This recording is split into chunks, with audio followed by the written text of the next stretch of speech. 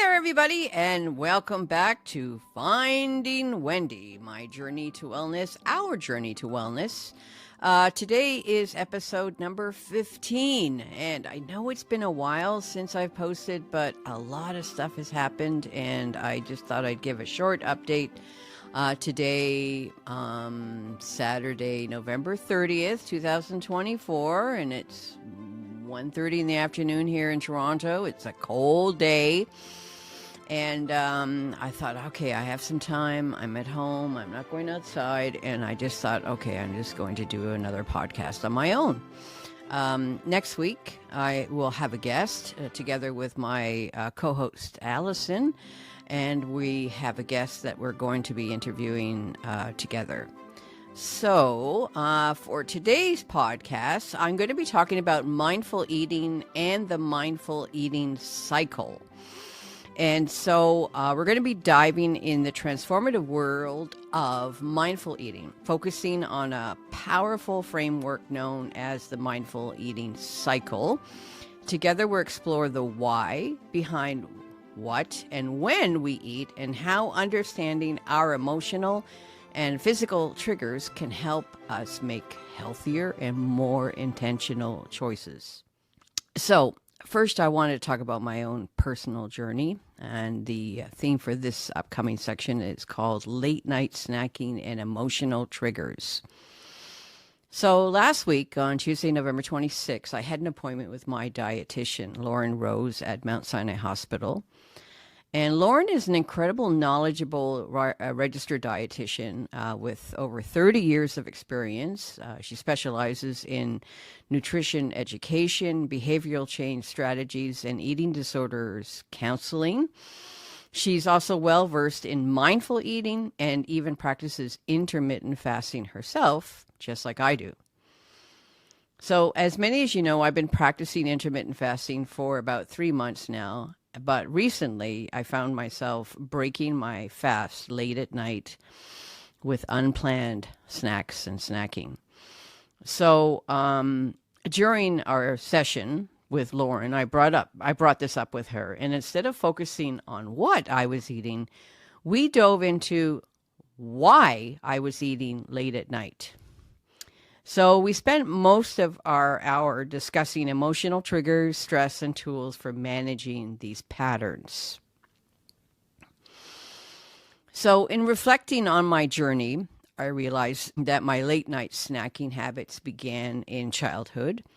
Growing up in a household with my parents and my 4 sisters, daughter of immigrants, there was always a lot of stress. Actually, 3 sisters, so the four girls together. So a family of 6. Whether from financial pressures or my parents' late night arguments that I could hear through my bedroom door, as a young child, I coped by secretly eating chocolate and candy, especially Reese's peanut butter cups, which I hid under my bed. Even after brushing my teeth, I sneak a bite to soothe myself. Food became my comfort, my distraction, and my way of dealing with loneliness and stress. So while others might turn to alcohol or smoking or other outlets, I've always turned to food during these times of emotional distress. So recognizing this pattern has been eye-opening and the crucial step in my journey toward mindful eating. So let's understand some tools. So Lauren introduced me to the HALT strategy. She actually just took a piece of paper and wrote the word HALT.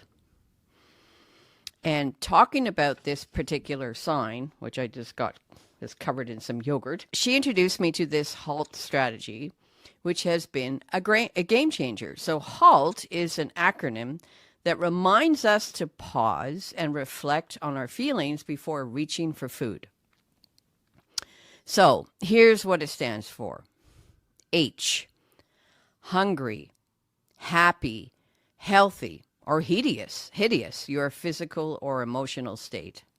A, angry, anxious, alone, or apathetic. L, lonely or lethargic. T, tired, tenacious, or triggered.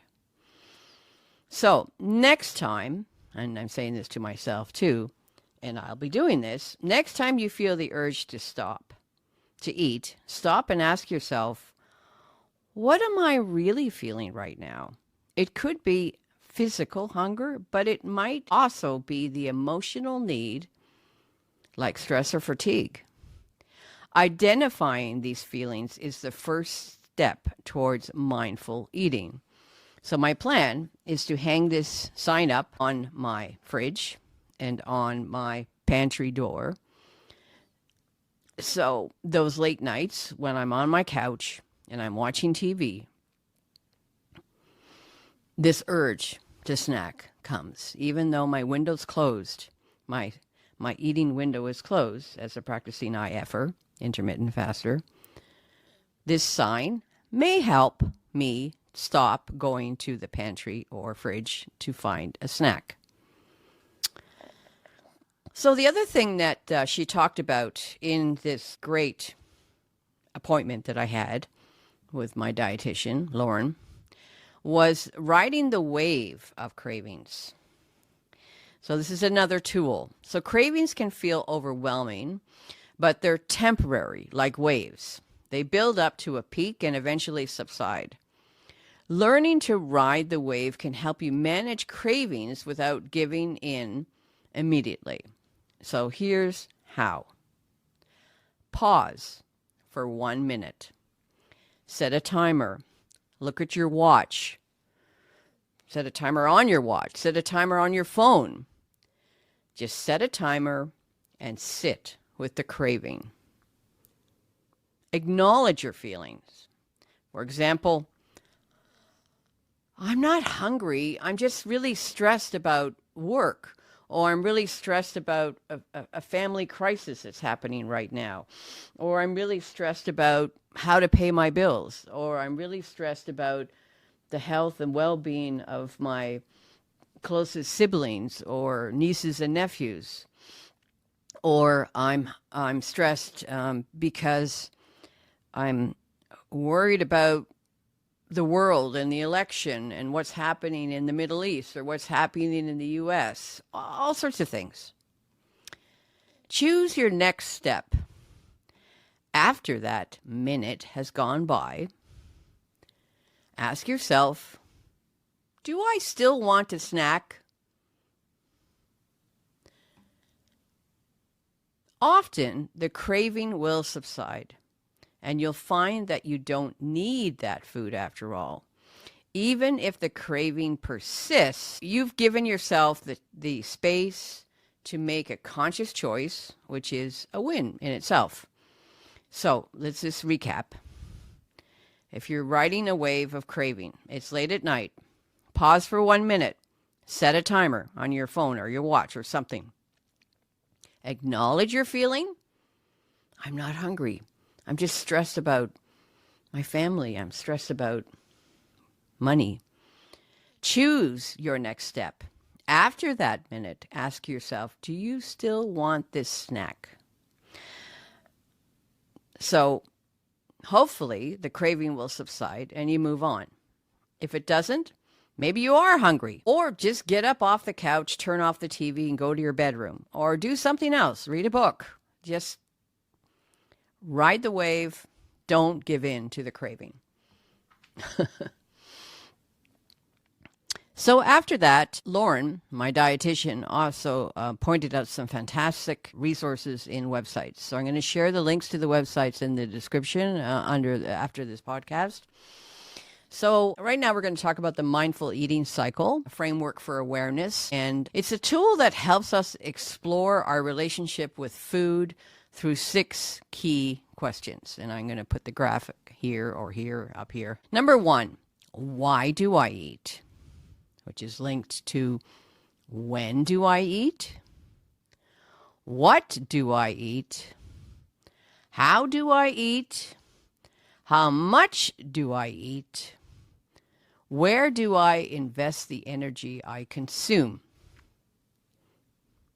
So each question is an opportunity to reflect on your habits, emotional triggers, and overall wellness. So let's start with the first one. Why do I eat? understanding your why is essential. Am I eating because I'm hungry, or am I trying to cope with stress, boredom, or loneliness? Do I eat even when I know I'm not hungry? Have I tried diets that didn't work long term, and why? Right, so let's look at the next section. When do I eat? Timing matters. How often do I feel like eating, and why? Can I tell the difference between physical hunger and emotional hunger? Could I redirect my attention until I'm truly hungry? So the great thing about intermittent fasting is that when you've done it for a while, you actually don't feel hungry anymore in the morning. In the beginning, it was tough. I felt really, really hungry and really recognized that I was hungry in the morning before my actual window opens at about 1 o'clock or 2 o'clock. And going back to feeling physical hunger or emotional hunger, truly needing to know the difference between the two is very helpful. Physical hunger, you feel sick to your stomach. Emotional hunger, something stressful has happened. So next, we talk about, what do I eat? Your food choices reveal a lot about your habits. So do I restrict certain foods, only binge on them later? Do I feel guilty when I eat certain things? What changes could I make to feel better and improve my health? So do I restrict certain foods? No, not really. Since I intermittent fasting, I do have them all, chocolate and everything, but I try to make healthy choices. Like when I opened my eating window today, I have Greek yogurt with fruit. Do I feel guilty when I eat certain things? Not anymore. Not since I've been intermittent fasting. But I do feel guilty at night if I have completely smashed my eating window, my fasting window, and broke my fasting window late at night with snacking, and then I really feel guilty. Terrible, terrible guilt. So those sort of things are good to look at. So how do I eat? The way you eat is just as important as what you eat. Do I eat while distracted? So do you eat while watching TV? I do, to be honest. But I also, in the morning or in the afternoon when I'm having lunch, I'm behind my computer while I'm eating lunch. I'm not watching TV. Do you savor your food? Do I savor my food? Or do I eat quickly without tasting it? I do actually eat quite slowly. No matter what kind of food I eat, I do eat slowly and really, really savor the taste. Could I describe my last meal as if I were writing a gourmet magazine? Well, many times I do take pictures of my food, or especially my dinner, to make it look like I've taken a picture for the gourmet magazine. So to make your food look as appetizing as possible is really important. So then we talk about, how much do I eat? Recognizing your own body's signals of fullness and satisfaction, satiety, is the key. How do I feel when I'm done eating? Do you feel full? Do you feel satisfied? Do I feel compelled to clean my plate? How do I know when to stop? So these are all things you can think about with mindful eating. Next, where do I invest my energy? Think about how you use the energy you consume. So am I physically active in ways I enjoy? And what else do I do with my energy? Hobbies, relationships, or self-care? So basically, eating can be a source of energy, or it's your gasoline in the tank, or is it all about taste and experience? It's a combination for me. The benefits of the mindful eating cycle. So this cycle is all about the framework, and it's more than about the framework. It's a tool for empowerment. So what it does, it helps you break free from dieting and overeating. So diet brain. So many people that have had bariatric surgery or have been on any kind of diet have diet brain. So I'm still in the phase where I'm looking at something like, oh, that can't be good for me. But with intermittent fasting, as Jen Stevens always says, delay, don't deny. You can have it all. You can eat everything as long as you do it in your eating window. So again, break free from dieting and overeating, build a positive, peaceful relationship with food, and foster a renewed sense of wellness and wholeness in body, mind, and spirit. So this is kind of a short podcast today, but my final thoughts are mindful eating is a journey, not a destination. It's about being curious and compassionate with yourself, reflecting on your habits and making intentional choices.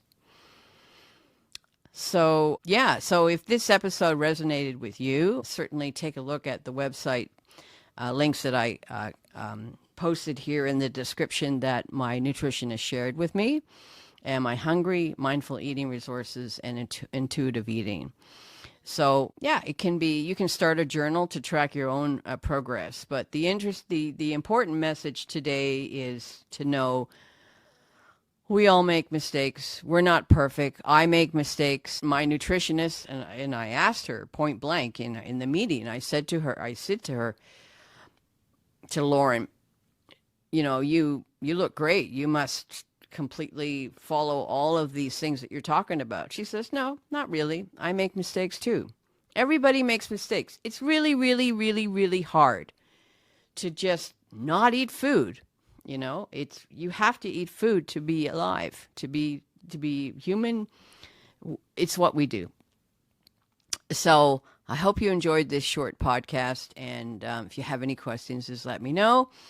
And post your comments here on my Facebook page or other places. And have yourself a wonderful day. And we're going to be talking next week with Jaylene. Jaylene is a intermittent faster. And then after that, the week after, Alice and I are going to talk about how to eat during the Christmas holidays, which is going to be tough for a lot of people, but maybe not.